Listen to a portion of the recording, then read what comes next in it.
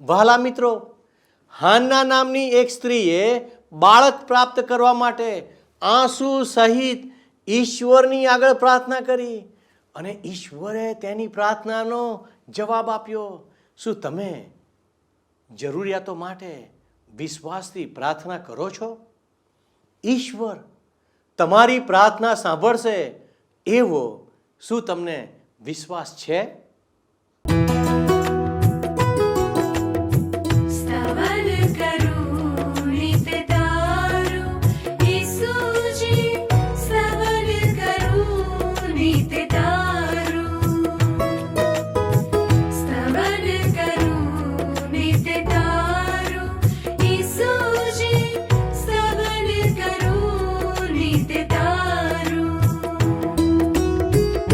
आज सवारे साद सुनी तो महिमा करूं प्रभु तारो, महिमा करूं प्रभु तारो, स्तवन करूं नित तारो.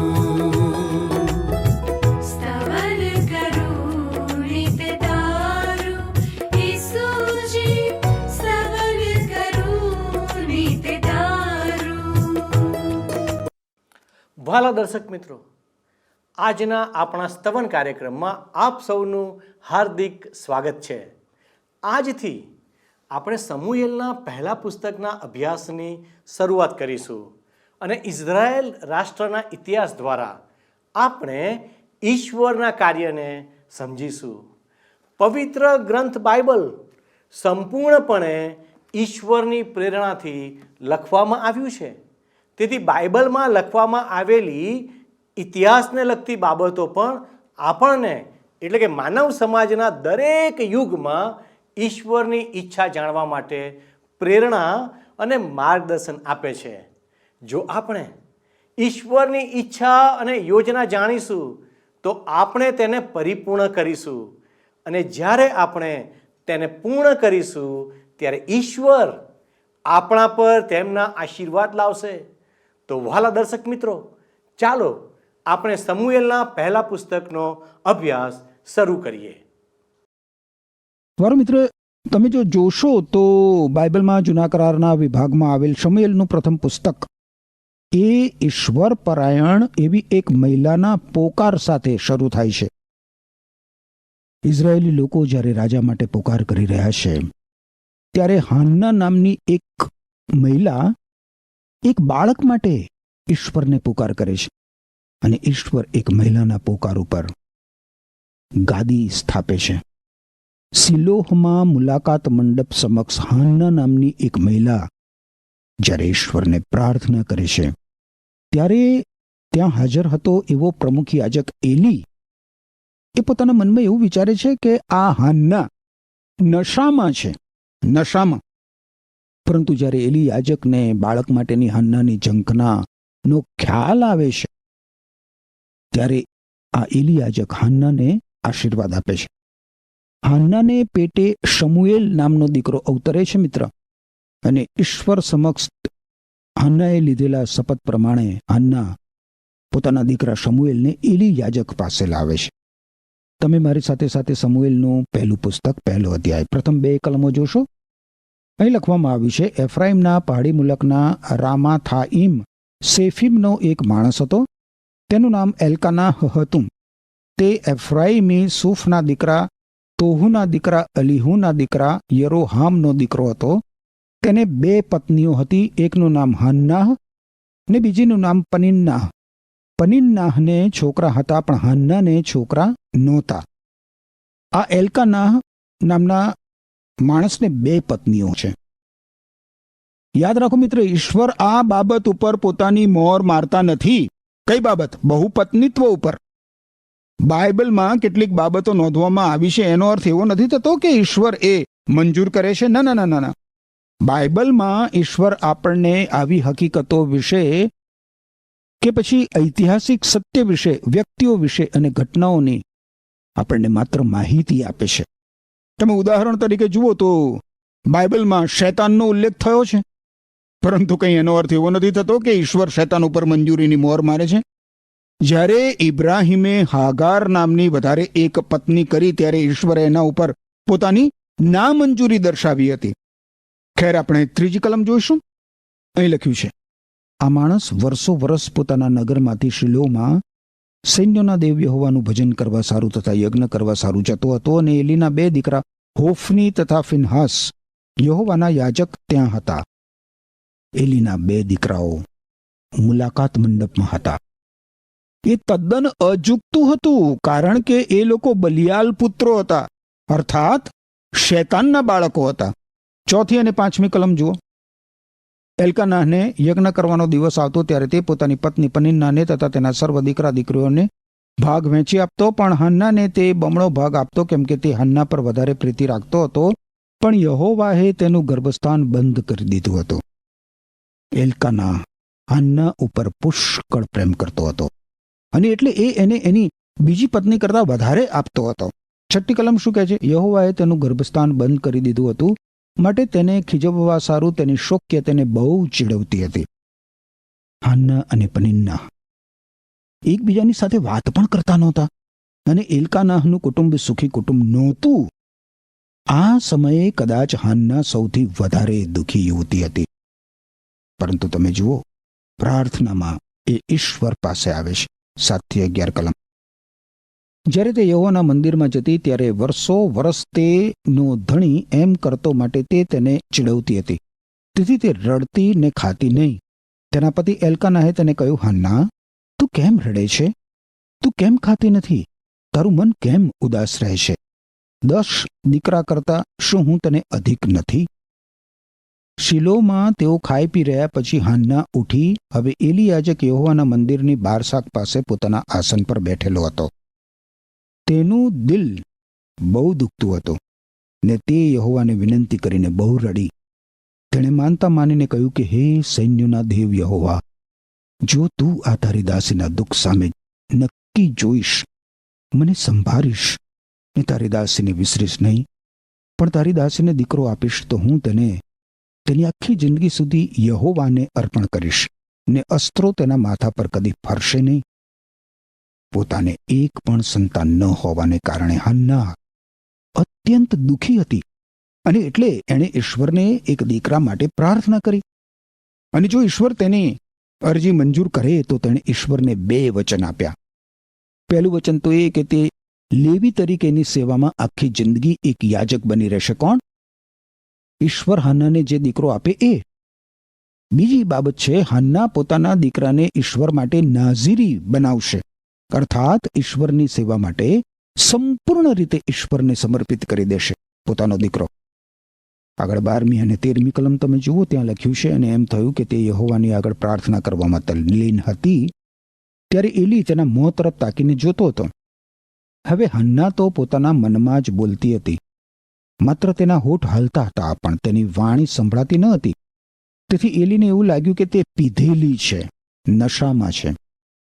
એલી પ્રમુખ યાજક હતો, અને એણે આ દુઃખી યુવતી હાન્નાને મુલાકાત મંડપમાં આવીને પ્રાર્થના કરતા જોઈ. આ એલીએ હાન્નાના મોં સામે જોયું, એના હોઠ ફફડતા જોયા. પણ તમે જુઓ, એણે કેવો પ્રત્યાઘાત આપ્યો. એલીના દીકરા દારૂ પીતા હતા અને મુલાકાત મંડપ આગળ અનિષ્ટ કૃત્યો કરતા હતા. આ એલી યાજક એ બધું જાણતો હતો, પણ એણે એની આંખો એ પ્રત્યે બંધ કરી દીધી હતી. અને હાન્નાએ જ્યારે આવી પ્રબળતાથી ઈશ્વરને પ્રાર્થના કરી ત્યારે આ એલી યાજકે એવું ધાર્યું કે આ યુવતી નશામાં છે. 14મી ને 15મી કલમ જુઓ. એલીએ તેને કહ્યું કે તું ક્યાં સુધી નશામાં રહીશ? દ્રાક્ષરસ પીવાનું છોડી દે. હાન્નાએ ઉત્તર આપ્યો કે ના, મારા મુરબ્બી, હું દુઃખી મનની સ્ત્રી છું. મેં દ્રાક્ષરસ કે દારૂ પીધો નથી. હું તો યહોવા આગળ મારું દિલ ઠાલવતી હતી. આજે હાન્નાની જેમ આપણને પ્રાર્થના થતી દેખાતી નથી મિત્ર. 16-18 કલમોમાં લખવામાં આવ્યું છે, તારી દાસીને બલિયાલ પુત્રી તરીકે ગણીશ નહીં, કેમ કે અતિશય દુઃખ તથા ક્લેશને લીધે હું અત્યાર સુધી બોલી છું. ત્યારે એલીએ ઉત્તર આપ્યો, શાંતિએ જા. તે ઇઝરાયેલના દેવની આગળ જે વિનંતી કરી છે તે સાર્થક કરો. તેણે કહ્યું, તારી દાસી પર તારી કૃપા દ્રષ્ટિ થાવ. એમ તે સ્ત્રી પોતાના માર્ગે ચાલી ગઈ અને તેણે ખાધું ને ત્યાર પછી તેનું મુખ ઉદાસ રહ્યું નહીં. એલીને પોતાની ભૂલ હવે સમજાય છે અને તે હન્નાને ભવિષ્યવાણીના રૂપમાં આશીર્વાદ આપે છે. 20મી કલમ જુઓ. દિવસો વીતતા એમ થયું કે હન્નાને ગર્ભ રહ્યો ને તેને પુત્રનો પ્રસવ થયો અને તેનું નામ તેણે શમુએલ પાડ્યું, કેમ કે તેણે કહ્યું કે મેં એને યહોવા પાસેથી માંગી લીધો છે. શમુએલનો અર્થ થાય ઈશ્વરે સાંભળ્યું છે. અગાઉ મિત્ર હું કહી ગયો છું કે શમુએલના પ્રથમ પુસ્તકનો આરંભ એક ઈશ્વર પરાયણ યુવતીના પોકારથી થાય છે. ઇઝરાયેલી લોકો જ્યારે એક રાજા માટે પોકાર કરી રહ્યા હતા ઈશ્વરને, ત્યારે હન્ના નામની આ યુવતી એક બાળક માટે ઈશ્વરને પોકાર કરી રહી છે. જ્યારે કોઈ મહિલા આવું ઉચ્ચ સ્થાન ગ્રહણ કરે છે ત્યારે યાદ રાખો મિત્ર, ઈશ્વર તેના માટે એક રાજગાદી બનાવે છે. હન્નાના પોકારના પ્રત્યુત્તરમાં ઈશ્વરે એક રાજ્યની સ્થાપના કરી. આ યુવતીના પોકારનો કેટલો અદ્ભુત અને અવિસ્મરણીય પ્રતિઘોષ ઈશ્વર આપે છે.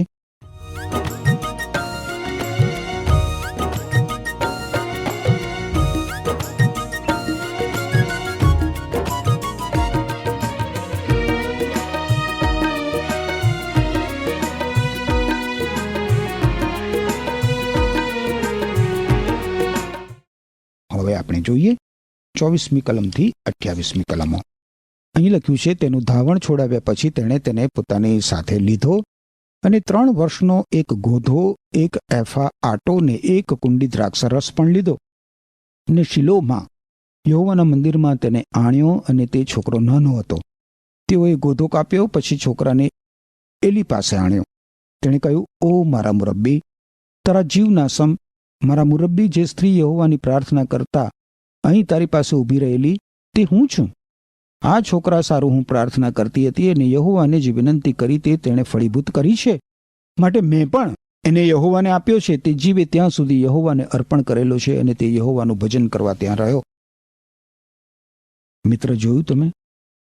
હન્ના જ્યારે પોતાનું અર્પણ લઈને ઈશ્વર પાસે ગઈ ત્યારે તેણે ઈશ્વરને આપેલું વચન એણે સંપૂર્ણપણે પાળ્યું. હન્નાએ સંપૂર્ણપણે પોતાના દીકરા શમુએલને ઈશ્વરની સેવા માટે સમર્પિત કરી દીધો. ખેર મિત્ર, આપણે હવે શમુએલના પ્રથમ પુસ્તકના 2 અધ્યાયને જોઈએ. હવે આ 2 અધ્યાયમાં આપણે જોઈશું તો હન્નાને ઈશ્વરનો આભાર માનતી પ્રાર્થના નોંધવામાં આવી છે. હન્નાએ ઈશ્વરનો આભાર માન્યો ને એ આભાર સ્તુતિની પ્રાર્થના આ 2 અધ્યાયમાં નોંધવામાં આવી છે. અને એલી યાજકના 2 દુષ્ટ દીકરાઓનું આ 2 અધ્યાયમાં વર્ણન કરવામાં આવ્યું છે. ઈશ્વરનો આભાર માનતી હન્નાની પ્રાર્થના એ ભવિષ્યવાણી સ્વરૂપે છે મિત્ર, કારણ કે સૌ પ્રથમ વખત એમાં હન્ના મસીહનો ઉલ્લેખ કરે છે. 2 અધ્યાય 1લી કલમ જુઓ. અને હન્નાએ પ્રાર્થના કરતા કહ્યું કે મારું અંતઃકરણ યહોવાહમાં ઉલ્લાસ કરે છે. મારું શિંગ યહોવામાં ઊંચું કરાયું છે. મારું મુખ મારા શત્રુઓ સામે છૂટું થયું છે, કેમ કે હું તારા તારણમાં હરખાઉં છું. શિંગ એ તો મિત્ર સામર્થ્ય અને બળનું ચિહ્ન છે.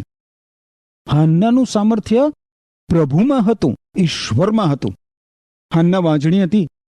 એના માટે જે લોકો એની મશ્કરી કરતા હતા એ લોકો પર ઈશ્વરે તેને વિજય અપાવ્યો. યાદ રાખો મિત્ર, આપણો ઉદ્ધાર 3 કાળમાં થાય છે. પ્રથમ છે, આપણો ઉદ્ધાર થઈ ચૂક્યો છે યોહાન અનુસાર શુભ સંદેશ 5મો અધ્યાય 24મી કલમ પ્રમાણે.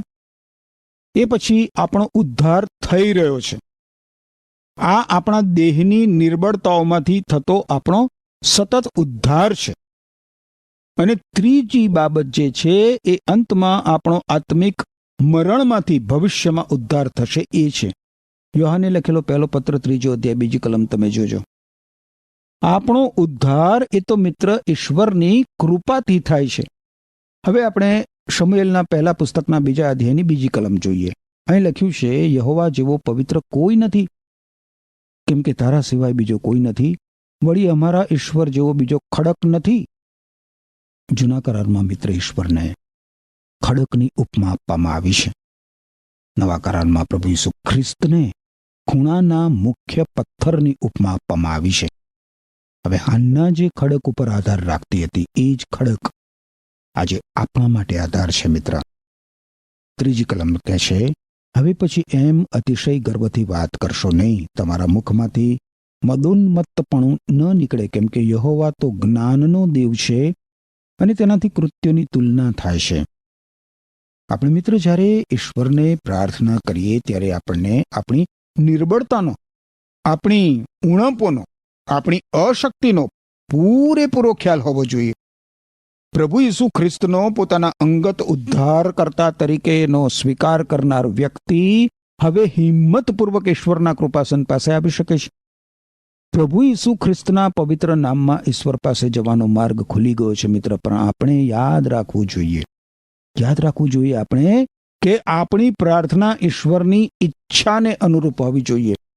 હવે 4 થી 6 કલમોમાં જુઓ શું કહે છે. પરાક્રમી પુરુષોના ધનુષ્યો ભાંગીને ખાયા છે અને લથડિયા ખાનાર બળથી વેષ્ટિત કરાયા છે. જે તૃપ્ત હતા તે રોટલી સારું મજૂરી કરે છે અને જે ભૂખ્યા હતા તે એશ આરામ ભોગવે છે. હા, વાંઝણીએ 7ને જન્મ આપ્યો છે અને જેણે ઘણા છોકરા છે તે ઝૂરે છે. આ આખા શાસ્ત્ર ભાગમાં મુદ્દો એ છે મિત્ર કે ઈશ્વર જીવન આપે છે. જીવન કોણ આપે છે? ઈશ્વર આપે છે. માત્ર ઈશ્વરની પાસે જીવન આપવાની શક્તિ છે મિત્ર, અને જીવન લેવાનો અધિકાર પણ માત્ર ઈશ્વરનો જ છે. 7મી કલમમાં લખ્યું છે, યહોવા દરિદ્રી કરે છે ને દ્રવ્યવાન પણ કરે છે, તે પાડે છે ને તે જ ઉઠાડે છે. આ તો ઈશ્વરની પદ્ધતિ છે મિત્ર. ઈશ્વરની રીતભાત સામે આપણે પ્રશ્ન કરી શકતા નથી. 8મી અને 9મી કલમમાં લખ્યું છે, તે દરિદ્રીઓને ધૂળમાંથી ઉઠાડે છે, ભિખારીઓને સરદારોની સાથે બેસાડવાને અને તેમને ગૌરવના રાજ્યસનનો વારસો પમાડવાને તે તેમને ઉક્કરડા પરથી ઊભા કરે છે. કેમ કે પૃથ્વીના સ્તંભો યહોવાના છે અને તે પર તેણે જગતને સ્થાપ્યું છે. તે પોતાના ભક્તના ચરણોની સંભાળ રાખશે, પણ દુષ્ટો અંધકારમાં ચૂપ કરી નંખાશે, કેમ કે બળથી કોઈ પણ જય પામશે નહીં. મનુષ્ય પોતાની પ્રસન્નતાથી, પોતાની તાકાતથી, પોતાના પ્રયત્નોથી કે પોતાની શક્તિ વડે ઈશ્વર માટે કંઈ પણ સિદ્ધ કરી શકે એમ નથી મિત્ર. માત્ર પવિત્ર આત્માના સામર્થ્યથી તમે અને હું જે કરીએ છીએ એ જ મિત્ર સિદ્ધ થાય છે.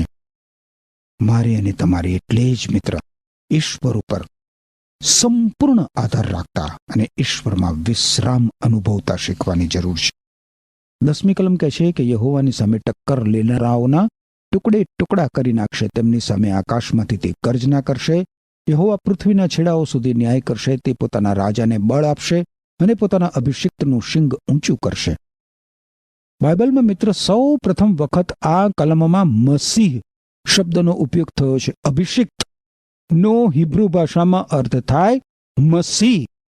નવા કરારમાં એનો અર્થ ગ્રીક ભાષામાં ખ્રિસ્તોસ એટલે કે ખ્રિસ્ત થાય છે. આ તો પ્રભુ ઈસુ ખ્રિસ્તનું શીર્ષક છે મિત્ર. 11મી કલમ કહે છે, પછી એલ્કાનાહ રામાહમાં પોતાને ઘેર ગયો અને છોકરો એલી યાજકની આગળ યહોવાની સેવા કરતો હતો. હન્નાએ ઈશ્વરને આપેલા વચન પ્રમાણે તમે જુઓ મિત્ર, એના પુત્ર સમુએલને ઈશ્વરની સેવા માટે સંપૂર્ણ રીતે એણે સમર્પિત કરી દીધો. 12મી કલમ શું કહે છે? હવે એલીના દીકરા બલિયાલ પુત્રો હતા. તેઓ યહોવાને ઓળખતા નહોતા. એલીના દીકરાઓ બલિયાલ પુત્રો એટલે કે શૈતાનના દીકરાઓ હતા. એમનો ઉદ્ધાર થયો નહોતો અને એમ છતાં એ લોકો મુલાકાત મંડપની આસપાસ હાજર રહીને સેવા કરવાનો ડોળ કરતા હતા, ઈશ્વરની સેવા કરવાનો ડોળ કરતા હતા. અને એ રીતે જોતા નાનકડો સમુએલ બહુ જ ખતરનાક જગામાં હતો, પરંતુ એની માતા એના માટે પ્રાર્થના કરવાનું ચાલુ રાખે છે. 13 થી 16 કલમોમાં લખ્યું છે, લોકો સાથે યાજકોનો રિવાજ એવો હતો કે જ્યારે કોઈ માણસ યજ્ઞાર્પણ કરતો ત્યારે માંસ બાપતી વેળાએ યાજકનો ચાકર હાથમાં ત્રિશૂળ લઈને આવતો અને તે કઢાઈમાં, દેગમાં, તાવડામાં કે હાલ્લામાં તે ભોંકતો. ત્રિશૂળની સાથે જેટલું માંસ બહાર આવતું તે બધું યાજક પોતાને સારું લઈ જતો. જે સર્વ ઇઝરાયેલીઓ શિલોમાં આવતા તેઓની સાથે એ જ પ્રમાણે તેઓ વર્તતા હતા. વળી તેઓ ચરબીનું દહન કરતા તે અગાઉ યાજકનો ચાકર આવતો અને યજ્ઞ કરનાર માણસને કહેતો કે યાજકને ભૂંજવાને માટે માંસ આપ, કેમ કે તે તારી પાસેથી સીઝેલું નહીં લે પણ કાચું માંસ લેશે. જો તે માણસ તેને એમ કહેતો કે તેઓ જરૂર હમણાં જ ચરબીનું દહન કરી નાખશે અને પછી તારું દિલ ચાહે તેટલું તું લઈ જજે. તો તે કહેતો કે ના, પણ તું મને હમણાં જ તે આપ, નહીં તો હું બળાત્કારે તે લઈ લઈશ. એલીના દીકરાઓ તમે જોયું મિત્ર, ઈશ્વરના કાર્યમાં સંપૂર્ણપણે અપ્રામાણિક વર્તાવ કરે છે. એ લોકોએ ધર્મ કાર્યને ધંધો બનાવી દીધો છે. 17મી કલમ શું કહે છે? 17મી કલમ જુઓ. અને એ જુવાનોનું પાપ યહોવાની દ્રષ્ટિમાં ઘણું મોટું હતું, કેમ કે એ માણસો યહોવાના અર્પણને ધિક્કારતા હતા. એલીના દીકરાઓની આ અપ્રમાણિકતાથી ઘણા બધા લોકો ઈશ્વરથી દૂર થઈ ગયા હતા મિત્ર. ઇઝરાયેલી લોકો જોતા હતા કે એલીના દીકરાઓ મુલાકાત મંડપમાં શું કરતા હતા, અને એટલે ઈશ્વરની વધારે નજીક આવવાને બદલે લોકો ઈશ્વરથી દૂર થઈ જતા હતા. આપણે મિત્ર યાદ રાખીએ કે આપણે જે રીતે જીવન જીવીએ છીએ એ સંબંધી આપણે પુષ્કળ કાળજી રાખવાની જરૂર છે. પાપ પ્રત્યે આંખ આડા કાન કરવાથી લોકો ઈશ્વરથી દૂર જઈ શકે છે. 18મી અને 19મી કલમમાં લખ્યું છે, પણ શમુએલ બાલ્યાવસ્થામાં શણનો એફોદ પહેરીને યહોવાની હજુરમાં સેવા કરતો હતો. વળી તેની મા પોતાના પતિની સાથે વાર્ષિક યજ્ઞ કરવાને આવતી, ત્યારે તેને સારું નાનો અંગરખો બનાવીને દર વર્ષે લાવતી. શમુએલ જ્યારે એલીના અપ્રામાણિક દીકરાઓની અસર તળે ઉછરી રહ્યો છે, ત્યારે બીજી બાજુ તમે જુઓ એની માતા એને વિસરી જતી નથી. હાન્ના પોતાના દીકરા ઉપર પ્રેમ કરે છે. હાન્નાએ ઈશ્વરને વચન આપ્યું હતું કે તે પોતાના દીકરાને ઈશ્વરને સમર્પિત કરી દેશે, અને એણે પોતાનું વચન પાળ્યું. દર વર્ષે હાન્ના સમુએલ માટે જબ્બો બનાવી લાવતી. આ કેટલું બધું પ્રેમ ભર્યું સુંદર ચિત્ર છે મિત્ર. 20મી અને 21મી કલમમાં લખ્યું છે, અને એલીએ એલ્કાનાહને તથા તેની સ્ત્રીને આશીર્વાદ દઈને કહ્યું કે યહોવાને જે ધીરવામાં આવ્યું છે તેને બદલ યહોવા આ બાઈને પેટે તને બીજા સંતાન આપો. પછી તેઓ ઘેર ગયા. ત્યાર પછી યહોવાએ હાન્ના પર એવી કૃપા કરી કે તેને ગર્ભ રહ્યો, અને તેને પેટે 3 દીકરા ને 2 દીકરીઓ થયા, અને બાળક શમુએલ યહોવાની હજુરમાં રહીને મોટો થયો. ઈશ્વર હાન્ના પ્રત્યે કેટલા બધા ભલા હતા. એને બીજા 5 બાળકો થયા, પરંતુ તે શમુએલને ભૂલી જતી નથી. મુલાકાત મંડપમાં એલીના દીકરાઓને લીધે ભ્રષ્ટ વાતાવરણ હતું, એમ છતાં શમુએલનો ઉછેર તો ઈશ્વરની હજુરમાં થયો. 22મી કલમ કહે છે, હવે એલી ઘણો વૃદ્ધ થયો હતો, અને તેના દીકરા સર્વ ઇઝરાયેલની સાથે જે વર્તણૂક ચલાવતા, તે મુલાકાત મંડપના દ્વાર આગળ કામ કરનારી સ્ત્રીઓની સાથે કેવી રીતે કુકર્મ કરતા, તે બધું તેણે સાંભળ્યું. એલી બેફિકર પિતા હતો, બેફિકર પિતા, જેણે પોતાની આંખો પોતાના દીકરાના પાપો પ્રત્યે બંધ કરી દીધી હતી. એલીના દીકરાઓના ખતરનાક પાપનો જરા વિચાર કરો. 23મી કલમમાં લખ્યું છે, ત્યારે તેણે તેઓને કહ્યું કે તમે આવા કામ કેમ કરો છો? કેમ કે આ સઘળા લોકો તરફથી તમારા કુકર્મો વિશે હું સાંભળું છું. એલીના દીકરાઓની પ્રવૃત્તિ ઇઝરાયેલી પ્રજામાં જાહેર કૌભાંડ હતી, પરંતુ એલી પોતાના દીકરાઓને શિસ્તમાં લાવતો નથી. 24મી કલમ, ના મારા દીકરાઓ, જે હકીકત હું સાંભળું છું તે સારી નથી. તમે તો યહોવાના લોકો પાસે તેની આજ્ઞાનું ઉલ્લંઘન કરાવો છો. યાજકો જે રીતે વર્તતા હતા એ રીતે લોકો પણ વર્તવા લાગ્યા. એલીના દીકરાઓ ઇઝરાયેલી લોકોને એ રીતે પાપમાં દોરી ગયા, પાપમાં. 25મી અને 26મી કલમમાં લખ્યું છે, જો કોઈ માણસ બીજા માણસની વિરુદ્ધ પાપ કરે તો દેવ તેનો ન્યાય કરશે, પણ જો કોઈ માણસ યહોવાની વિરુદ્ધ પાપ કરે તો તેને સારું કોણ વિનંતી કરે? પણ તેઓએ પોતાના બાપની વાત સાંભળી નહીં, કેમ કે યહોવાની ઈચ્છા તેઓને મારી નાખવાની હતી. બાળક સમુએલ મોટો થતો ગયો, અને યહોવાની તેમજ માણસોની કૃપા તેના પર હતી. આવા ભ્રષ્ટ વાતાવરણમાં પણ તમે જુઓ મિત્ર, શમુએલ ઈશ્વર અને મનુષ્યની પ્રસન્નતામાં ઉછેર પામી રહ્યો છે. શમુએલને ઈશ્વરને સમર્પિત કરી દેવામાં આવ્યો છે, અને તેને તેની માતાના રસ અને પ્રાર્થનાનો ટેકો છે. ઈશ્વર એનો અદ્ભુત ઉપયોગ કરવાના છે. 27 થી 29 કલમોમાં લખ્યું છે, દેવના એક ભક્તે એલી પાસે આવીને તેને કહ્યું, યહોવા એમ કહે છે કે જ્યારે તારા પિતૃનું ફળ મિસરમાં ફારૂનના કુળની ગુલામીમાં હતું, ત્યારે મેં તેઓને દર્શન દીધું હતું કે નહીં, અને મારો યાજક થવા, મારી વેદી પર યજ્ઞ કરવા, ધૂપ બાળવા અને મારી આગળ એફોદ પહેરવા માટે મેં તને ઇઝરાયેલના સગળા કુળોમાંથી નીવડી કાઢ્યો હતો કે નહીં? તારા બાપના કુળને ઇઝરાયેલ પુત્રોના સર્વ હોમ યજ્ઞો મેં આપ્યા હતા કે નહીં? તો મારો જે યજ્ઞ ને મારું જે અર્પણ મારા રહેઠાણમાં કરવાની મેં આજ્ઞા કરી છે તેને તમે કેમ લાત મારો છો? અને પછી તમે 31 થી 34 કલમો જુઓ મિત્ર, તો ત્યાં લખવામાં આવ્યું છે, જુઓ એવા દિવસો આવે છે કે જેમાં હું તારો ભુજ ને તારા બાપના કુળનો ભુજ કાપી નાખીશ, કે જેથી કરીને તારા કુટુંબમાં કોઈ માણસ ગરડો થાય નહીં. આ કલમો છે જે 31 થી 34 કલમો, એમાં દર્શાવેલી બધી જ ભવિષ્યવાણીઓ પરિપૂર્ણ થઈ ચૂકી છે મિત્ર. આગળ આપણને એ જોવા મળશે. 35મી કલમમાં તમે જુઓ તો ત્યાં પણ એવું જ લખવામાં આવ્યું છે મિત્ર. અને એ કલમ કોના વિશે વાત કરે છે? 35મી કલમ એ તો પ્રભુ ઈસુ ખ્રિસ્ત છે. હાન્નાની પ્રાર્થનામાં ઈસુ ખ્રિસ્તને રાજા તરીકે, આવનાર મસીહ તરીકે ઓળખાવાયા છે. મૂસા દ્વારા પ્રભુ ઈસુ ખ્રિસ્તને પ્રબોધક તરીકે ને અહીંયા શમૂએલના પહેલા પુસ્તકમાં ઈસુ ખ્રિસ્તને યાજક તરીકે ઓળખાવાયા છે મિત્ર. પ્રભુ ઈસુ ખ્રિસ્ત પ્રબોધક, યાજક અને રાજા છે. એકલા પ્રભુ ઈસુ ખ્રિસ્તે જ આ બધું સેવા કાર્ય બજાવ્યું છે મિત્ર. ફરી મળીએ ત્યારે આપણે ઈશ્વરના પવિત્ર વચનોમાં આગળ વધીશું. એ દરમિયાન ઈશ્વર તમને સંભાળી બચાવી રાખો. આમેન. મિત્રો, આપણે આપણા જીવનના ભલા માટે ઈશ્વર પાસેથી તમામ પ્રકારની અપેક્ષાઓ રાખીએ છીએ અને દાવો કરીએ છીએ કે તેમણે આપણા માટે આ કે પેલું કરવું જોઈએ, જેથી તમારા જીવન માટે ઈશ્વરની ઈચ્છા જાણી શકાય.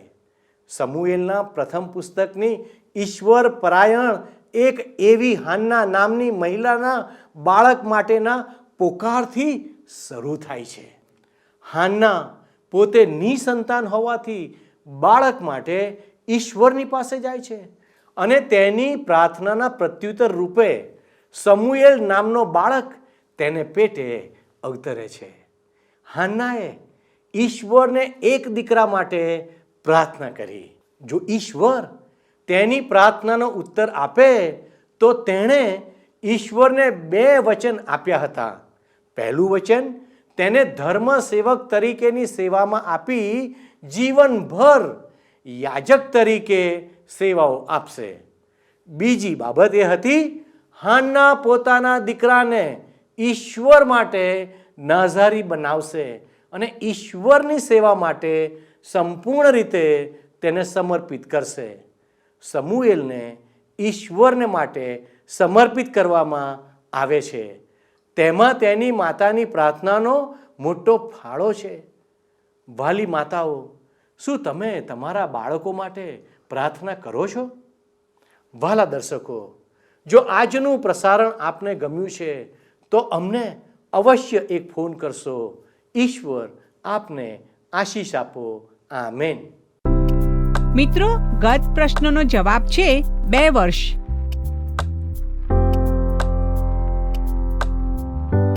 આજનો પ્રશ્ન છે, હાન્નાએ દીકરાનું નામ શું પાડ્યું?